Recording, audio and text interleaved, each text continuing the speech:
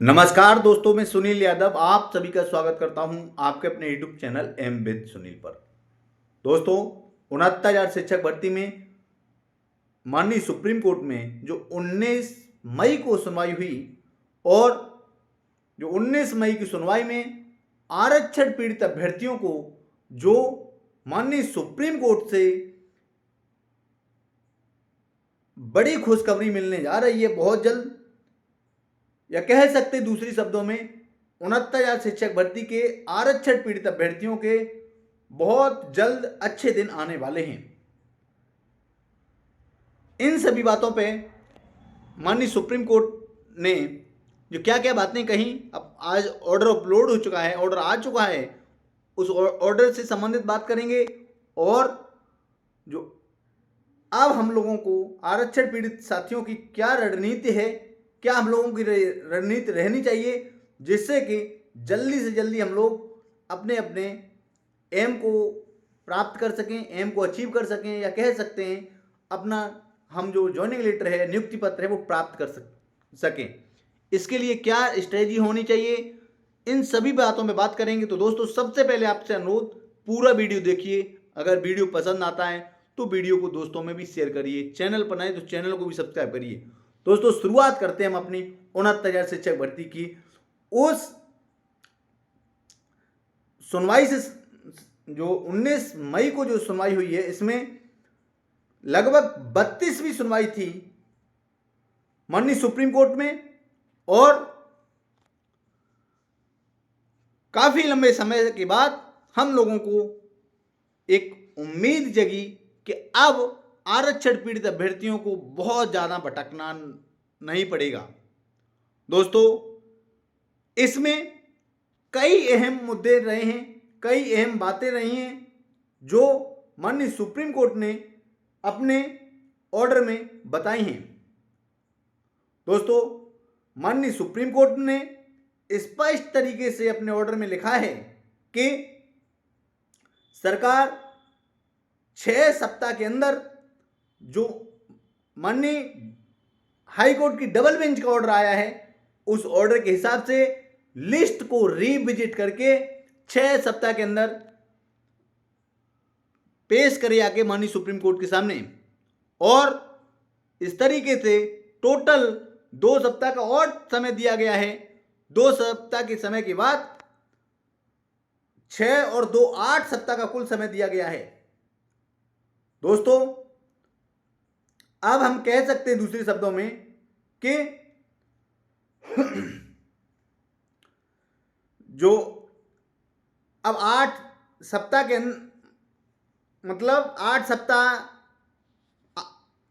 हो रहे हैं पूरे जुलाई के 20 जुलाई के आसपास। आज माननीय सुप्रीम कोर्ट ने डेट भी वो निश्चित कर दी, 21 जुलाई को अब हम लोगों की सुनवाई होगी। इस 21 जुलाई से पहले उत्तर प्रदेश की सरकार या बेसिक शिक्षा विभाग अपनी जो 69,000 शिक्षक भर्ती की जो मूल चयन सूची है माननीय सुप्रीम कोर्ट में रखेगी जाके, और जिस तरीके से जो उसमें आरक्षण, जिसका जितना आरक्षण है 27%, 21%, या जिसका जितना भी आरक्षण है वो सही तरीके से लगाते हुए माननीय सुप्रीम कोर्ट के सामने रखेगी। अब हमारे तमाम वो साथी जो काफी लंबे समय से संघर्ष कर रहे हैं, भले ही उनका 6800 की लिस्ट में नाम हो अन्यथा न हो, 27% और 21% जो आरक्षण की लड़ाई लड़ रहे हैं, या जो 27% और 21% में जो आएंगे, उन्हें नियुक्ति मिलने की बहुत जल्द प्रबल संभावनाएं बन चुकी हैं। दोस्तों, अब तमाम हमारे साथी ऐसे भी हैं कि जब 4 फरवरी 2026 को माननीय सुप्रीम कोर्ट ने इस बात को कहा था अपने ऑर्डर में, और कई सुप्रीम कोर्ट के टॉप मोस्ट सीनियर एडवोकेट की माध्यम से भी बड़े बड़े सोशल मीडिया के चैनलों पर, यूट्यूब चैनलों पर भी डला है, जो माननीय सुप्रीम कोर्ट के जज दीपांकर दत्ता सर ने कहा था कि जो भी याची आएगा या उन्हें इंक्लूड किया जाएगा। उस बेस पर जो हजारों की संख्या में याची बन गए हैं ओबीसी एससी समाज के, दोस्तों उन्हें भी लाभ मिलने की प्रबल संभावनाएं हैं। अब वो कैसे हैं इस पर भी बात करते हैं। साथियों, जब 27% और 21% आरक्षण लगाया जाएगा तो उत्तर प्रदेश की इस 69,000 शिक्षक भर्ती में, जो भर्ती लगभग 6 साल पहले पूरी हो चुकी है, इस भर्ती से हजारों की संख्या में अवैध चयनित लोग बाहर निकलेंगे। और उत्तर प्रदेश के माननीय मुख्यमंत्री जी इस बात को कह चुके हैं कि वो चयनितों को बाहर नहीं निकालना चाहती है। जब सरकार चयनितों को बाहर नहीं निकालेगी तो उसी के बेस पर जितने चयनित अवैध चयनित को सरकार रखेगी, उसी के रेशियो में, या कह सकते हैं जितना रेशियो ओबीसी एससी का बनेगा उस बेस पर, उसी रेशियो के हिसाब से जो लोग माननीय सुप्रीम कोर्ट में हैं, याची हैं या लास्ट डेट तक याची बन जाएंगे, उन्हें भी लाभ मिलने की प्रबल संभावनाएं बन रही हैं साथियों। इसलिए मेरा तो उन सभी साथियों से कहना है कि जो लोग याची बन चुके हैं, वो उन्होंने रिस्क लेके जो याची बने हैं, उनको लाभ मिलने की बहुत ज़्यादा संभावना है। भले ही आपका गुणांक 60 भर रहा हो, भले ही आपका गुणांक 62 भर रहा हो, 61 भर रहा हो, कितना भी भर रहा हो, आप अगर सुप्रीम कोर्ट में याची हैं तो आपको लाभ मिलने की प्रबल संभावनाएं बन रही हैं साथियों। अब ये चीजें ऐसे नहीं हुई जो 19 तारीख को जो सुनवाई हुई, इतना मुद्दा हाईलाइटेड हुआ, इसके पीछे भी हमारे बहुत ही सक्रिय साथियों का अहम योगदान रहा है।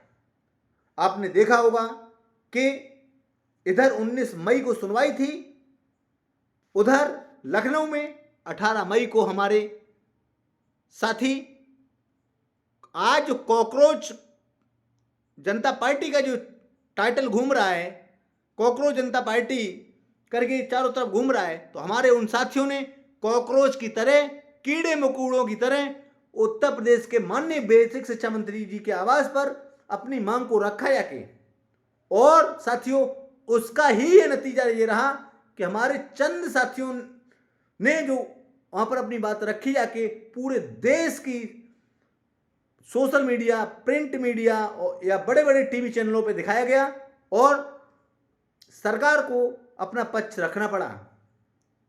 दोस्तों, मैं आपसे फिर कहना चाहता हूं कि हम लोगों को एक बार फिर पुनः आर्थिक रूप से, शारीरिक रूप से और मानसिक रूप से एक बार मजबूत होना पड़ेगा, क्योंकि नियुक्ति पत्र अभी नहीं हम लोगों को मिलने जा रहा है, अभी इसमें टाइम है। इसके लिए हम लोगों को एक बार पुनः एकजुटता दिखानी पड़ेगी, सारे लोगों को संघर्ष करना पड़ेगा। जब भी कभी लखनऊ में धरने का आह्वान हो तो सारे लोग बड़ी से बड़ी संख्या में आए। साथियों,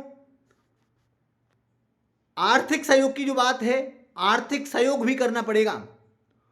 जो लोग अभी तक याची नहीं बने हैं, बाय द वे उन्हें उनके पास जानकारी का अभाव रहा हो, तो वो लोग भी याची बन सकते हैं। हमारा नंबर है 9149257418। और मैं एक बार पुनः कहना चाहता हूं कि आप लोग आर्थिक सहयोग भी करिएगा, क्योंकि जो नेक्स्ट हियरिंग होगी वहां पर भी जनरल वर्ग के बड़े बड़े टॉप सीनियर एडवोकेट मौजूद रहेंगे। तो हम लोगों की तरफ से भी जो सीनियर एडवोकेट रहेंगे उनके लिए भी, उनकी फीस के लिए भी हम लोगों को व्यवस्था करनी पड़ती है। अब मैं कहना चाहता हूं कि हमारी तरफ से जो सीनियर एडवोकेट रहते हैं वो गौरव यादव सर, RK ओझा सर प्रेजेंट रहते हैं, हर बार प्रेजेंट रहे हैं। कल की भी सुनवाई, परसों की भी सुनवाई में थे। मैं उम्मीद करता हूं आप लोग के ने जो विश्वास किया है उस पर हम सभी लोग खरे उतरने की कोशिश करेंगे। और हमारे तमाम साथी ऐसे हैं जो खुद तो लखनऊ में कभी आए ही नहीं धरना में, और खुद दूसरे तो अपेक्षा करते हैं कि आप आइए, आप करिए, आगे ये करिए वो करिए। तो ऐसी भावनाएं निकाल दीजिए। सफलता तभी मिल सकती है जब सारे लोग एकजुटता दिखाएंगे। मैं उम्मीद करता हूं कि जल्द हम लोग कामयाब होंगे, जल्द हम लोग सफल होंगे। जो भी लोग हमसे याची बने हैं हमसे कांटेक्ट कर लें। और आर्थिक मदद की विशेष ज़रूरत है, जो 21 जुलाई को सुनवाई है इसके लिए, तो मैं आपसे आर्थिक मदद की भी उम्मीद करता हूं। मैं आपका दोस्त सुनील यादव। जय हिंद, जय भारत। बहुत जल्द हम लोग अपने अपने विद्यालय में होंगे, ऐसी मैं परमपिता परमात्मा से प्रार्थना करता हूं। और उत्तर प्रदेश के माननीय मुख्यमंत्री जी से भी निवेदन करता हूं, अब हम लोगों को बहुत ज़्यादा न बुरे दिन देखने पड़े, जल्द हम लोगों को अच्छे दिन देखने पड़े।